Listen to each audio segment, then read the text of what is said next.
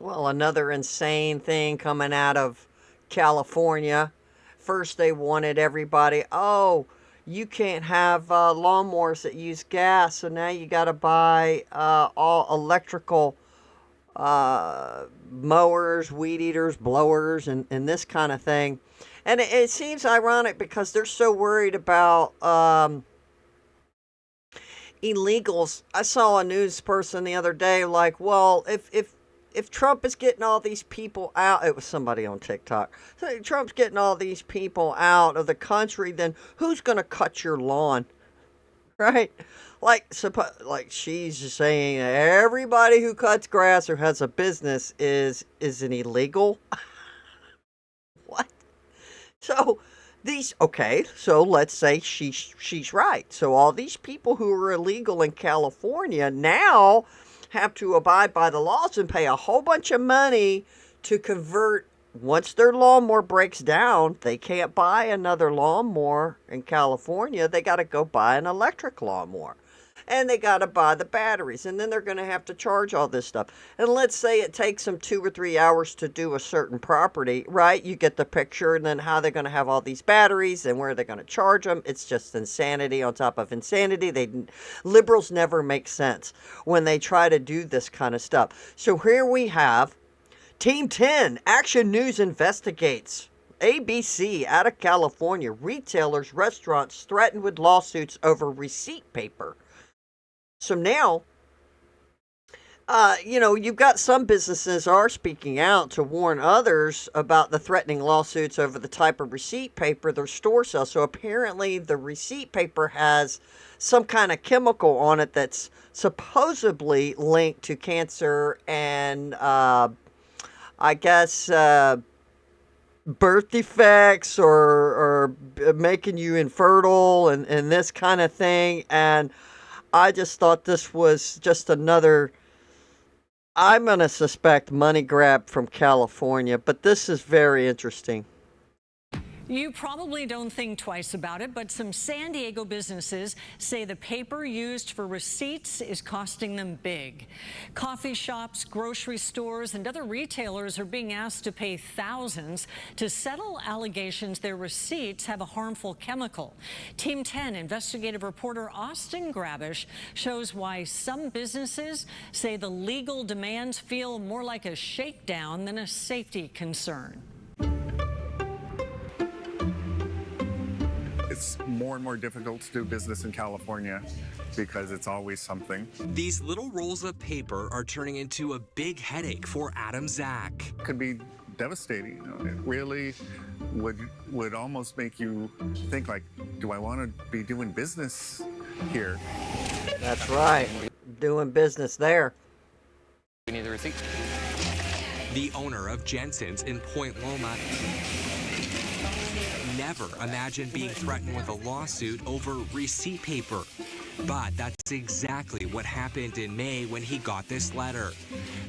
The Prop 65 violation notice is an intent to sue and claims his grocery store receipts have a toxic chemical known as BPS. BPS is almost like an invisible ink. It's the chemical that makes words appear on thermal receipt paper. The problem, it can rub off on your hands, and California has linked it to cancer and reproductive issues. And the boxes say BPS, BPA free, and so we feel we're in compliance. So if this guy just said his boxes say it's BPS free, then why would you go after the store? So this is my little mind full of mush. Why wouldn't the state of California go to the manufacturer? Since this manufacturer is providing this paper to these many stores, or ever how many manufacturers they have in California that produce this type of paper, and go test it, and then goes directly to the source. Why are you going to these businesses? I don't know. Maybe there is a conspiracy with California just to run everybody out, bring the illegals in.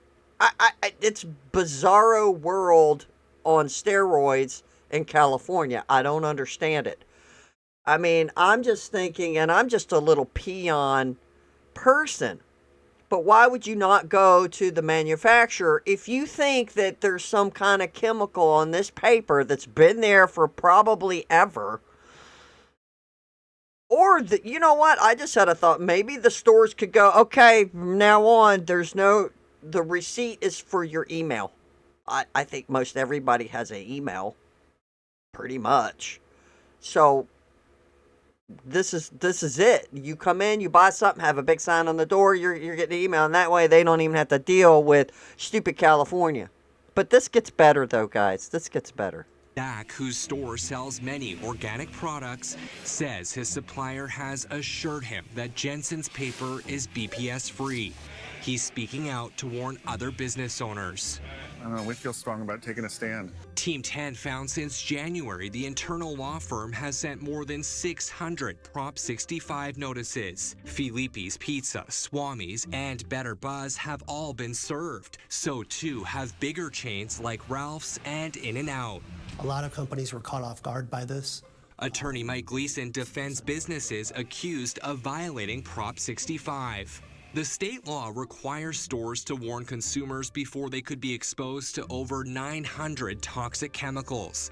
The list includes everything from ingredients in common household products to some food and dyes. Businesses that So you got to warn customers when they go buy some bathroom cleaner. Well, the warning labels are on the product. I mean, am I missing something here? Let's forget about the paper and the little machine. Let's just set that to the side for a moment. But something that you're going to go purchase, that you can physically pick up, read the back of it, and see, oh, well, it says there's hazardous chemicals in here. You should wear gloves, don't get it in your eyes, make sure you wash your hands, have a ventilated a room, because you don't want to be breathing it in. I mean, yeah, you have to put warning labels on stuff because people are goofy. Yeah, you don't want to sit in a bathroom that's closed off and then you're spraying stuff that has bleach smell in it and then you just get dizzy and pass out. But right? So this is insane to me that you're having to warn the stores, warn your customers over household products that you're buying for cleaning. This is ridiculous. that violate the law face up to $2,500 a day in fines. And get this, California allows private parties to enforce Prop 65 through civil lawsuits. Who are these private enforcers? Private parties can... This is sounding like a shakedown to me. If the state was so concerned about your health and your well-being, why are they having private parties go after their own citizens who have businesses in the community? They can be an individual, they can be a nonprofit, it really can be anybody looking to enforce Proposition 65. If you were to take a case to trial and try to fight it, and you're a small business owner, and you're like, I want to fight this out of principle, how much could that cost you? Wait a minute. What is the incentive for a private person to go, damn, I'm concerned about this proposition and people not abiding by it. I'm going to take up the cause and go out and have a lawsuit against these people. Who the hell does that? Who the hell does that? It could cost $200,000 to $300,000 depending on the fight. This small business owner got hit with a Prop 65 notice earlier this year. I honestly thought it was like a scam, because we were getting like so many phony letters in the mail. But the letter was real, leaving the entrepreneur who asked us to conceal their identity stunned. Why are you scared of your identity being known? I'm really scared of my identity being known because I feel that this attorney will come after me even harder. Like Jensen's, the business owner's supplier confirmed their paper doesn't have BPS. Again, they call up. They're like, hey, does this have it in there? The manufacturer's saying no. So why are you going after the business owners? Why are you not going after the manufacturer? If a manufacturer in a city is spewing toxic crap in the air, right? They're just, you see smoke coming out. You're like, oh my God, what is this? Right? You think the city, the state is going to go, hey, you need to have something on there filtering this. You're polluting the air. I mean, hell, they did it to your cars. They made you get a catalytic converter, all kinds of crap on your car for the past several decades. So your car is not blowing out toxic crap out of the back end of your car. So California did that. And then, of course, it swept across the country, which I knew it would. I used to live out there. And, but the thing is that why would you not go directly to the source? Again, I am just strenuously objecting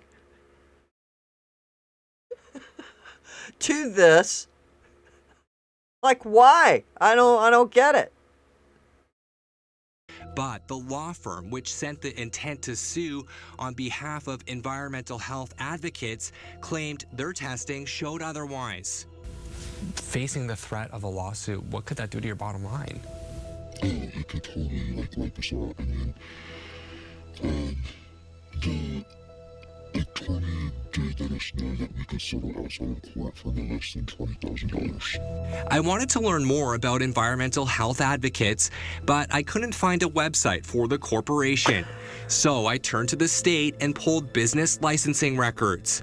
Those revealed the CEO of EHA is La Jolla attorney Alan Cate. Plaintiff went to the defendant's restaurant and tried to eat a meal there.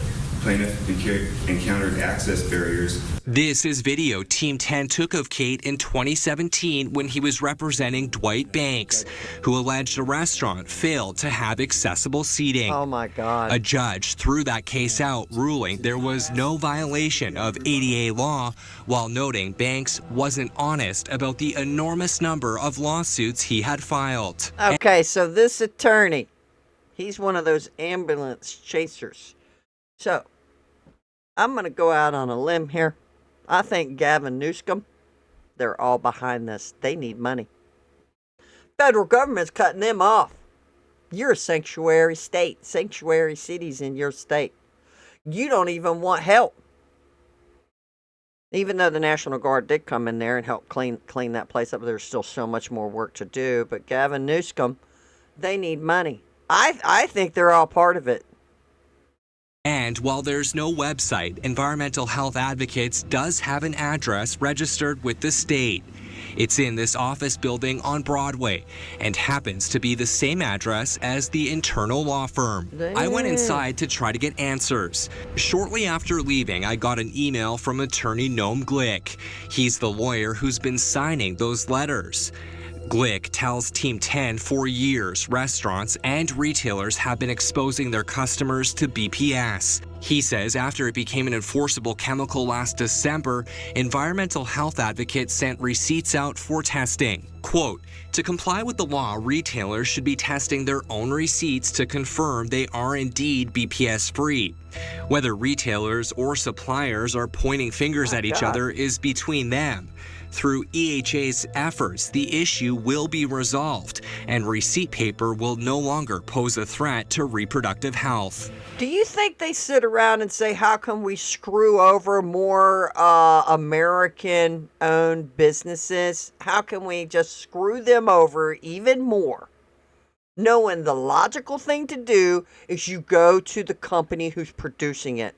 Why would you attack the people who are buying? Because you need that paper, right? You need the paper to give people receipts. It's part of their daily business. Why not go to one source instead of trying to sue every one of them? What else are they supposed to do? What else are these businesses supposed to do? Team 10 has learned some businesses are resolving the allegations by settling. State records show women's clothing store Princess Polly agreed to pay $18,000 to environmental health advocates for attorney fees and costs. My God. The store also agreed to pay another $2,000 in state civil penalties. Of that fine, $500 will go directly to environmental health advocates. So wait a minute. So once they settled, they paid 20K to these stupid environmentalist tree huggers and some attorney's fee. Did the problem get solved? Did this business use a different paper? What the hell? Or is this just to extort money from people? Did this Princess clothing store use a different paper? What? Inquiring minds want to know. Gleason says there are steps businesses can take to protect themselves, including putting up clear Prop 65 warnings. Probably the safest way is to be right at the point of where the cash register might be. As for Kate, he didn't return my request for comment, but Glick says EHA's focus is on public health. The small business owner disagrees. Did the law firm ever give you an opportunity to correct the problem? Back at Jensen's, Zach plans to fight, We're not in the wrong, and we don't want to settle. taking a stand when others are settling. Austin Grabish, Team 10. Okay, so the other people settled, but really all they had to do was to warn people. That's it. Just put up the sign in the door, put up the sign at the checkout counter where you're like, because they always ask you, do you want a receipt? And then you see that sign. Nah, I'm good.